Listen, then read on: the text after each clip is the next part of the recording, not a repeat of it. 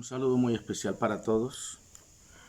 Le doy gracias a Dios por este día que me ha dado, que nos ha dado, porque usted también allí espero que esté recibiendo un día maravilloso, que sea un día agradable para usted también, que me escucha, que me oye o que me ve por el canal. Un saludo muy especial para todos los que eh, forman parte de este canal de YouTube. Quiero hoy hacer una oración. Estoy agradecido con Dios y estoy contento por ver la recuperación de mi hija. Estoy enterado que todo ha ido mejorando. Y como hemos dicho, todo sucede para bien de aquellos que aman a Dios. Entonces quiero orar por usted también, por usted que me ve, por usted que entró al canal. Quiero pedirle a Dios que sea benigno, que lo bendiga, que lo ayude, que lo prospere si usted quiere prosperidad. Creo que la prosperidad más grande es tener a Dios en el corazón, tener salud. Es una prosperidad inmensa porque he visto gente, tristemente hasta amigos, personas que uno quiere, que quizá tengan economía, tengan dinero, pero están mal de salud, están pasando una enfermedad donde no pueden disfrutar de lo que tienen. Es triste, me llena de tristeza eso, me llena de dolor, ¿sabe? Y muchos de nosotros quizá no tenemos dinero, pero Dios nos tiene sanos. Y aunque a veces usted y yo no tengamos dinero, podemos saber que tenemos un Dios tan grande que nos acompaña, que nos protege, que nos ayuda, que nos cuida, nos tiene sanos. Dios sabe cómo hace todo, pero Dios tiene una razón por qué nos trata de esa manera. Siempre he hablado del propósito de Dios. Dios siempre tiene un propósito con todo con lo que hace, con lo que nos enseña. Dios tiene un propósito. Dios no hace todo por hacerlo. Dios es el ser más inteligente que existe, el creador, el hacedor de todo. ¿Ah? El que nos da la vida, la salud, todo. Dios, por favor, ábrale su corazón a Dios. Ábrale su corazón a Dios. Es la mejor sociedad que usted puede formar. Es la mejor oportunidad que usted tiene para acercarse a un ser de verdad, que lo ama de verdad y que nunca te va a defraudar. Y ese es Dios. Y tú dirás, de pronto haya alguien por ahí que de casualidad pasa por el canal y dice, pero ¿cómo hago para acercarme a Dios o para estar con Dios? Muy sencillo. Hay una forma de conocer a Dios, porque hay gente que dice, los evangélicos dicen que conocen a Dios. Mire, esta es la forma de conocer a Dios. Esta es su palabra, la palabra de Dios. Es la carta de Dios a los hombres para que los hombres tengamos contacto con Él. Aquí es donde nos damos cuenta quién es Dios, qué es lo que Él quiere. Esto expresa el pensamiento de Dios. Usted me dirá, pero fue escrito por hombres. Sí, fue escrito por hombres. Pero la Biblia dice que los santos hombres de Dios hablaron siendo inspirados por el Espíritu Santo. ¿Sí? Eso dice la Biblia. En la primera Timoteo dice, en el capítulo 3, el verso 16, dice, porque toda la escritura es inspirada por Dios, útil para enseñar, corregir, redarguir e instruir en justicia, a fin, o sea, con el propósito de que el hombre de Dios sea perfecto, enteramente preparado para toda buena obra. Porque el ser humano perdió su perfección de cuando Dios nos creó. Esa perfección con la que Dios creó al ser humano se perdió. Se perdió cuando Adán pecó, cuando Adán falló. Al pecar el primer hombre, luego todos pecamos también. Y la creación se dañó. Y el hombre había sido creado con el objetivo de que reinara, de que gobernara, de que dirigiera. Lo pusieron como Señor sobre todas las cosas, para que mandara en todo, le pusiera nombre a todo y gobernara. No importaba qué tipo de animal, fiera, monstruo, el hombre gobernaba sobre ellos. Pero cuando el hombre peca, cuando el hombre falla, se daña esa comunión entre Dios y el hombre. ¿Qué le permitía al hombre gobernar? Pues la presencia de Dios que estaba con él. Dice que andaban juntos en el huerto, el hombre con Dios, y el hombre no se avergonzaba, no tenía temor, pero cuando el hombre falla, cuando el hombre peca, y usted quizás sea de los que le eche la culpa a Eva, la mujer pecó, pero el hombre había podido pararse firme en la palabra que Dios le había dado, pero él se dejó llevar. Cuando él falla, se le va esa gracia, y ahora, cuando antes se sentía bien andando con Dios, ahora siente temor, siente miedo. El temor es la herramienta del diablo para acobardar al hombre, para hacerle perder la fe, la esperanza, para hacerle perder la fuerza, para debilitarlo. Por eso el Señor permite que en la Biblia esté 365 veces aparezca la palabra no temas.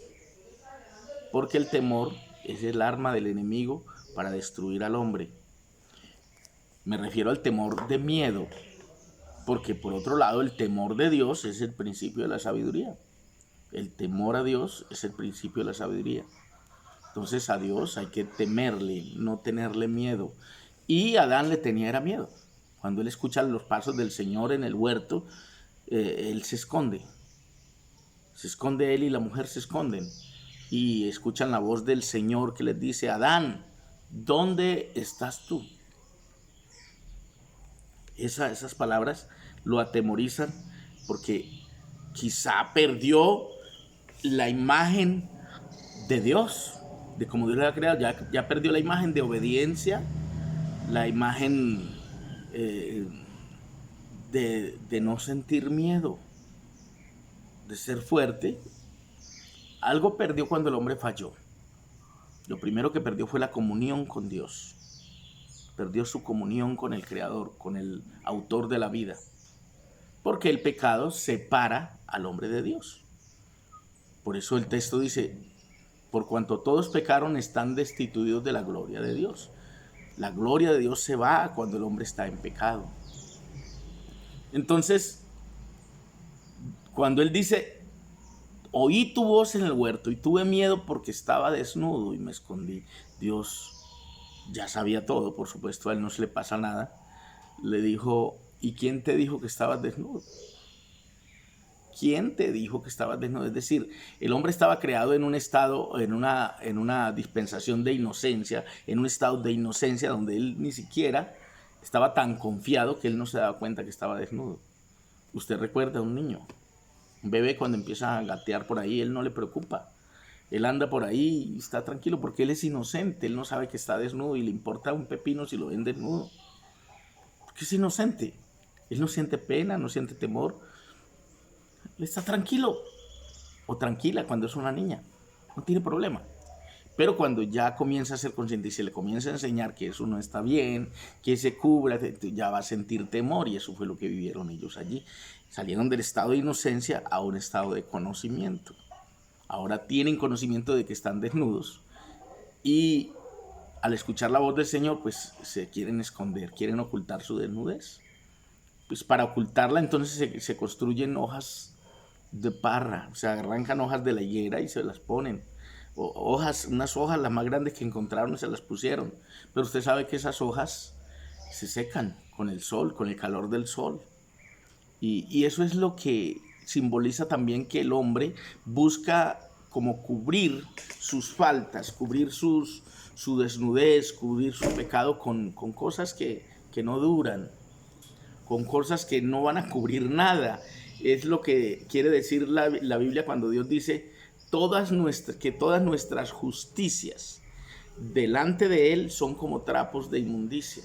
Es decir, nada de lo que nosotros hagamos para cubrirnos a nosotros mismos nos limpia. Dice la Biblia también que la mancha, que aunque te laves con lejía y amontones jabón encima de ti, la mancha de tu pecado no se quitará, porque es que la mancha del pecado no se quita con jabón ni con lejía. Solamente hay una fórmula que quita el pecado, y esa fórmula se llama la sangre preciosa de Cristo. Eso es lo que limpia el pecado. Desde el desde el tiempo allá del comienzo se supo. Ellos se cubrieron con hojas, pero esas hojas no les cubrieron. Entonces el Señor sacrificó unos animales, creo que unos corderos, si usted lee va a encontrar, y les fabricó a ellos trajes. Los vistió, Dios los vistió. Eso tiene que ver con la misericordia de Dios y tiene que ver con el futuro en el que estamos hoy, cómo Dios nos cubrió de su gracia cuando murió en la cruz del Calvario por los pecados nuestros. Él nos cubre con su misericordia, con su gracia. Nos cubre nuestra desnudez espiritual que por más de 4000 años traíamos por el pecado de Adán, ¿sí? Y eso es lo que dice la Biblia, que así como el pecado entró en el mundo por el pecado de un hombre, asimismo la gracia y la misericordia entran por otro hombre. El primer Adán nos trajo la desgracia, el segundo Adán nos trae la salvación. Cristo es llamado el postrer Adán.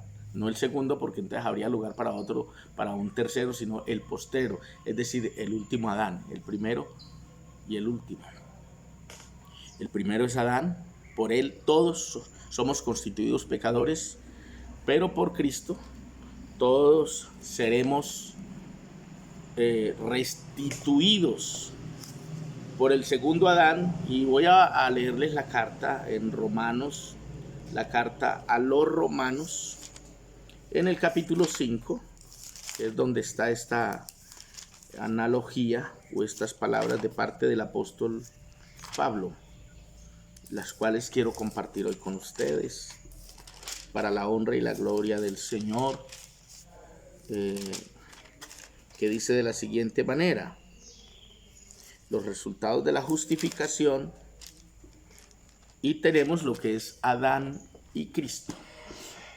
En ese capítulo de Romanos, que dice de la siguiente manera: por tanto, como el pecado entró en el mundo por un hombre, ese hombre es Adán, y por el pecado la muerte, así la muerte pasó a todos los hombres por cuanto todos pecaron. Es decir, al pecar Adán, todos pecamos porque él es la representación de todos los hombres.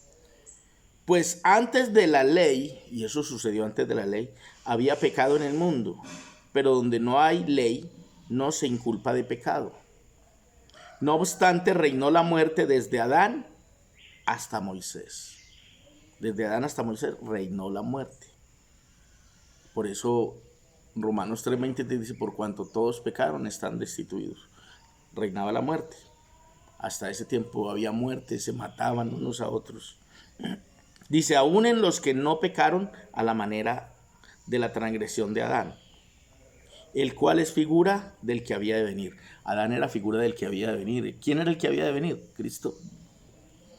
Pero el don no fue como la transgresión, porque si por la transgresión de aquel uno murieron los muchos, abundaron mucho más para los muchos la gracia y el don de Dios por la gracia de un hombre. Y dice: ¿quién es ese hombre? Dice: Jesucristo. La gracia. La palabra gracia a veces es tergiversada, no es bien explicada, pero la palabra gracia tiene que ver con misericordia, es como un regalo que uno no se merece, uno no se lo merece. Es como cuando te dan a alguien o le agradas a alguien. A Dios le agradó salvarnos, a Él le agradó. Eso es gracia. Cuando uno le cae en gracia a otro y ve la necesidad y usted siente darle algo, eso se llama gracia. Gracia también es cuando alguien te hace un motivo y tú lo perdonas. Eso es gracia. Esa persona necesita gracia de parte tuya. Y Dios le pone esa gracia a la gente. Dios te pone gracia a ti para hacerte agradable a los demás. Esa es la gracia. Pues con Dios eso es gracia. Él se agradó de nosotros, aunque nosotros no teníamos nada meritorio según nosotros. Según Dios, éramos su creación, su perfecta creación, su creación con amor, una creación en la cual Él vació su amor. Somos eso. Entonces Dios quiere recuperar eso que perdimos allí en Cristo, y lo recuperamos en Cristo.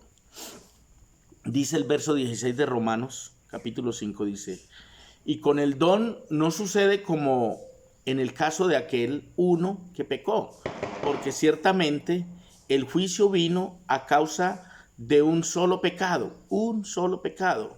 para condenación, pero el don vino a causa de muchas transgresiones, porque desde ese único pecado que se cometió allá, que fue la desobediencia, hasta el tiempo que vino Cristo, pues allá ya no había un solo pecado, había muchas transgresiones.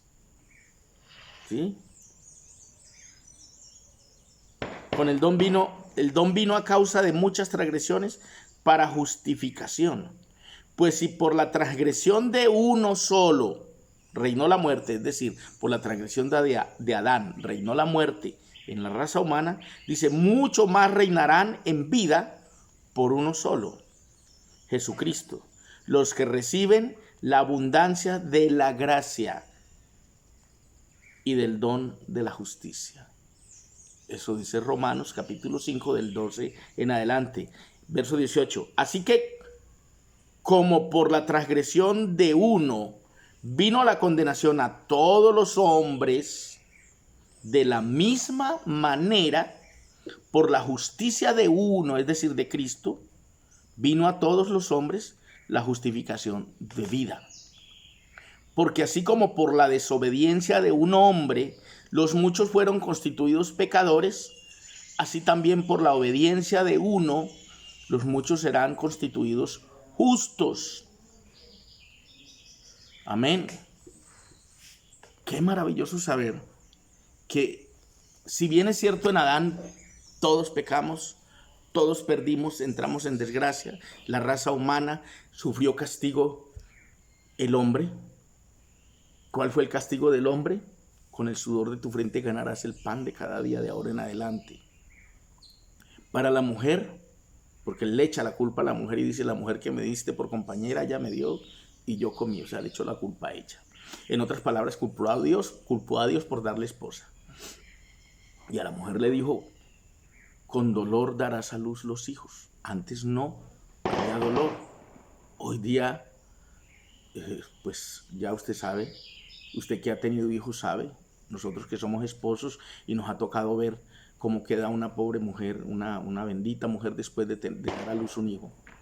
Y es más, hoy día para evitarse el dolor quieren hacerle cesárea, pero igual duele, igual va a doler la herida que queda, dura para sanar, y algunas se enconan, algunas no se cuidan y se abre esa herida. Es triste, eso está escrito en la palabra. Entonces dice la Biblia que, porque así como por la desobediencia de un hombre, los muchos fueron constituidos pecadores, así también por la obediencia de uno, que se refiere a Cristo, los muchos serán constituidos justos. Es decir, lo que dice la Biblia hoy, el apóstol Pablo dice, justificados pues por la fe, tenemos paz para con Dios por medio de nuestro Señor Jesucristo. Nuestra justificación hoy es a través de Cristo. Nuestra santidad es a través de Cristo. Somos santificados por la santidad de Cristo. La ley no la pudo cumplir ningún hombre, pero Cristo la cumplió. Él fue el que dijo, ni una jota ni una tilde pasará de la escritura hasta que todo se cumpla, y todo se cumplió. Por eso él en la cruz dijo, consumado es. La palabra del griego pepelestai quiere decir todo fue consumado o todo fue cumplido. Desde que él vino a predicar, desde que empezó a predicar, lo que dice en San Marcos 1, 14 y 15, dice, después que Juan fue encarcelado, Jesús vino a Galilea predicando el evangelio del reino, diciendo, el tiempo se ha cumplido y el reino de Dios se ha acercado, arrepentíos y creed en el evangelio. Este evangelio es el que nos enseña la vida de Cristo, y el evangelio que predicó Pablo, que es para los gentiles, para usted y para mí, es el que nos da esta enseñanza acerca de lo que significó entre Adán y Cristo, lo que hizo Adán y lo que hizo Cristo. Adán nos volvió pecadores a todos, pero Cristo tiene el objetivo de justificarnos a todos, de salvarnos a todos, porque la Biblia dice que Dios no quiere que ninguno perezca, sino que todos procedan al arrepentimiento. ¿Cuál es la forma de hacerlo? Bueno, llegar a través de un arrepentimiento genuino, y luego dar paso a la conversión, que seamos convertidos, arrepentidos y convertidos, lo dicen los apóstoles. Cuando los judíos le preguntaron a él el día de Pentecostés, que estaban todos hablando lenguas allí en el aposento alto, y venían todos esos judíos, dijeron: varones hermanos, ¿qué haremos? O sea, con esto que ha pasado, nosotros matamos al Mesías, que ahora ¿qué vamos a hacer? Bueno, arrepentíos y bautícese cada uno de vosotros en el nombre de Jesucristo para el perdón de los pecados. Eso dice Hechos 2:38, que fue la solución que Pedro les envió. Voy a leer otro texto que tiene que ver con eso mismo. Eso es lo que hay que hacer para que seamos restaurados. ¿Qué es lo que hay que hacer para recuperar lo que habíamos perdido en Adán? Bueno, lo dice la Biblia, Hechos 2:38. Habiendo hecho este ruido, ese estruendo del poder del Espíritu Santo, ellos que habían venido de diferentes lugares para estar en la fiesta de los judíos y ven esto, no solo fue que Él vino a rescatarnos, sino que nosotros lo matamos. Se comenzaron a culpar. Entonces, Hechos 2:38 dice que cuando ellos preguntan, al oír esto se compungieron de corazón. Compungirse es arrepentirse, es sentir dolor por haber pecado. Y dijeron a Pedro y a los otros apóstoles: varones hermanos, ¿qué haremos? ¿Qué haremos? Pregunta.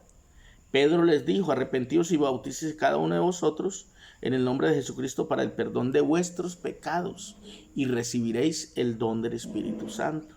Es decir, al arrepentirse, ya están compungidos. Entonces, al arrepentirse y al convertirse, arrepentíos y bautícese cada uno de vosotros en el nombre de Jesucristo para el perdón de los pecados. O sea que Dios está dispuesto a perdonar los pecados, pero de aquel que se arrepiente. No a perdonar pecados de persona que no se arrepiente, porque el arrepentirse implica un cambio de mentalidad. La palabra arrepentimiento tiene que ver con cambio de la mentalidad. Y es que cada creyente cuando se arrepiente cambia su mente, cambia su forma de pensar. El arrepentimiento trae un cambio de pensamientos. El arrepentimiento trae un cambio de actitud. Y eso es a lo que llamamos conversión. Y eso es a lo que el Señor le llama nacer de nuevo. Sí, el mismo cuerpo, pero nació de nuevo. ¿Por qué? Porque la palabra fue engendrado por la palabra. La palabra de Dios tiene la función, como dice Hebreos 4:12. Dice que la palabra de Dios es viva y eficaz, y es más cortante que toda espada de dos filos, que penetra, eso hace la palabra, hasta someter hasta las intenciones del corazón, dice en Hebreos 4:12. Léalo, se lo voy a leer yo acá y usted léalo en casa, porque Hebreos 4:12 así lo dice. Vamos a mirar, que es una palabra muy profunda, por cierto. Dice así: porque la palabra de Dios es viva. Esto no es palabra muerta. Esto es palabra viva porque es palabra de Dios. Palabra muerta es la literatura y cosas escritas por hombres que ni siquiera se han arrepentido, con todo respeto por la literatura, que está muy bonita. Se aprende cantidad, conoce una historia, pero son historias imaginarias la mayoría.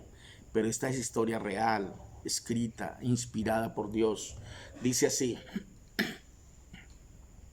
porque la palabra de Dios es viva y eficaz, y más cortante que toda espada de dos filos, y penetra hasta partir el alma y el espíritu, y las coyunturas, y los tuétanos, y discierne los pensamientos y las intenciones del corazón. Y no hay cosa creada que no sea manifiesta en su presencia. Antes bien, todas las cosas están desnudas y abiertas a los ojos de aquel a quien tenemos que dar cuenta. Eso hace la palabra, somete las intenciones del corazón. Entonces, por eso la palabra transforma. Por eso leer la palabra no es como leer cualquier libro. En un libro tú aprendes muchas cosas, pero la palabra te va transformando, te va cambiando, te va ayudando, te va moldeando. Y el detalle que es que la palabra es espíritu y es vida, y trae vida eterna.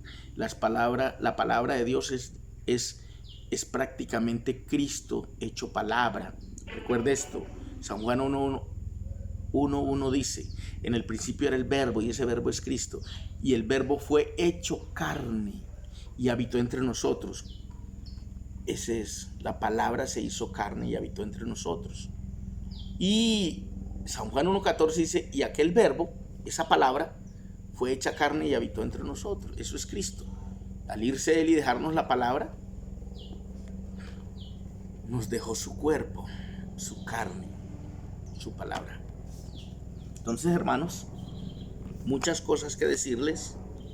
Finalizo con un texto que está en Hechos, capítulo 3, el verso 19. Hechos 3:19, que a la letra dice de la siguiente manera.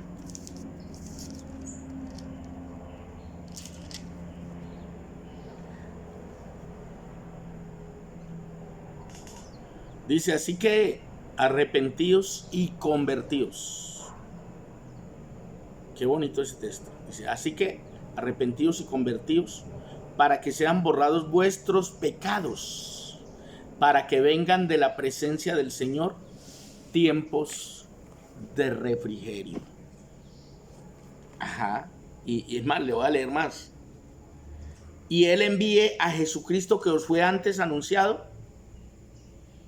Y Él envíe a Jesucristo que fue antes anunciado, a quien de cierto es necesario que el cielo reciba hasta los tiempos de la restauración de todas las cosas, de que habló Dios por boca de sus santos profetas, que han sido desde tiempos antiguos. Porque Moisés dijo a los padres, el Señor vuestro Dios os levantará profeta de entre vosotros, vuestros hermanos. Como a mí, a él oiréis en todas las cosas que os hablé. Ahí estaba Moisés profetizando de Cristo. Es Cristo. Está hablando de él. Y levantará profeta de vuestros hermanos. Hoy día estamos predicando este mensaje para decirle que hay que regresar a nuestro hogar, a nuestra casa, que es Cristo, a nuestro hogar, a nuestra